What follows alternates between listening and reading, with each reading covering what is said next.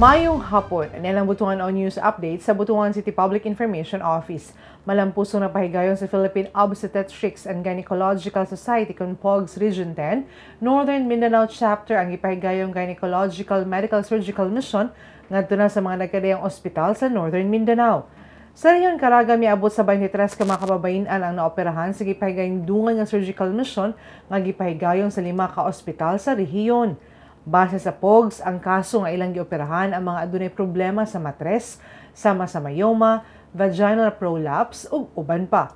Ang mga admitted na nga mga kababayan sa ospital ang mga nakabenepisyo, gidischarge para sa surgical mission ug miagi sa OPD nga nakita nga adunay problema gynecologically.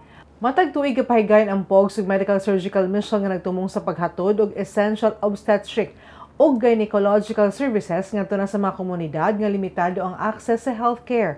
Gipaabot usab sa Butuan Medical Center kauban ang Agusan del Norte Provincial Hospital nga abli ang hospital sa mga pasyente nga gusto mong pasusi sa ilang estado o mamahimong muadto sa OPD sa ospital aron ma-assist kung ang pasyente ba candidate for operation. May pasalig sab ang BMC nga parahin sila mag-provide og essential nga obstetric and gynecological services sa komunidad ug nagsuporta kini sa commitment sa pag-uswag sa healthcare accessibility. We're having our gynecological surgical mission. Mag-opera mi surgical mission mga patients nga na mga problema sa matres. Yes, annually to help the women ilang mga problems na labi na financially constrained. So, we help them. We do surgical mission.